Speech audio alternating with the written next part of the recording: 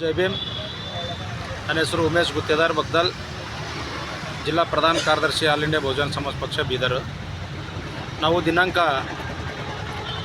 6/8/2026 ಮನ್ನೆಕೇಳಿ ಗ್ರಾಮ doctor Baba Saheb ಸರ್ಕಲ್ನಿಂದ ಬೀದರ್ವರೆಗೂ doctor Baba Saheb circle ಅವರು ಪಾದಯಾತ್ರೆ ಮೂಲಕ ಬಂದು ಅಂದೇ ರಾತ್ರಿ 9:30ಯಿಂದ ಮಾನ್ಯ ಜಿಲ್ಲಾ ಉಸ್ತುವಾರಿ ಸಚಿವರ ಕಾರ್ಯಾಲಯ ಪಕ್ಕದಲ್ಲಿ ಅನಿರ್ದಿಷ್ಟವಾದ ಧರಣಿ ಸತ್ಯಾಗ್ರಹ ಕುಂತಿದ್ದೀವಿ. ಇಲ್ಲಿ ಇವತ್ತಿಗೆ 4 ದಿವಸ ಆಯಿತು. ತಾಲೂಕು ಆಡಳಿತ ಆಗಲಿ, ಜಿಲ್ಲಾಡಳಿತ ಅಥವಾ ಉಸ್ತುವಾರಿ ಸಚಿವರದ ಅವರಿಗೆ ಸಂಬಂಧಪಟ್ಟವರು ಯಾರೂ ಕೂಡ ನಮಗೆ ಬಂದು ಇಲ್ಲಿವರೆಗೂ ವಿಚಾರಿಸಿಲ್ಲ. ಒಂದು ನೋವುದೊಂದಿಗೆ ನಾನು ನಾಳೆ ಸಂಜೀವ್ ಕುಮಾರ್ ಅವರು ಮೃತಪಟ್ಟು ಎಷ್ಟು ದಿವಸ ಆಯಿತು? ಸುಮಾರು 8 ತಿಂಗಳಾಯಿತು.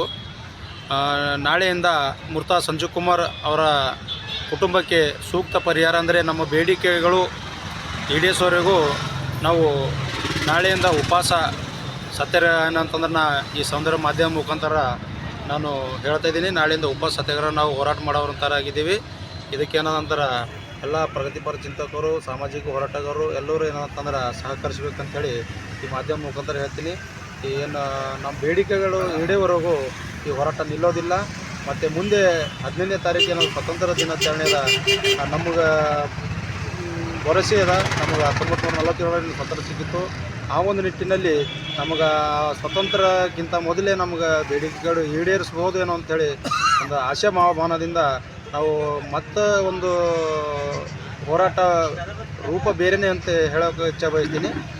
ಉಪವಾಸ ಸತ್ಯಾಗ್ರಹ ಮೂಲಕ ಈ ಹೋರಾಟ ನಾಳೆಯಿಂದ ಪ್ರಾರಂಭ ಮಾಡ್ತೀವಿ ಅಂಥೇಳಿ ನಾನು 2 ಮಾತು ಮುಗಿಸ್ತೀನಿ. ಜೈ ಭೀಮ್, ಜೈ ಸಂವಿಧಾನ, ಜೈ ಕಾಂಚೀರಾಮ್.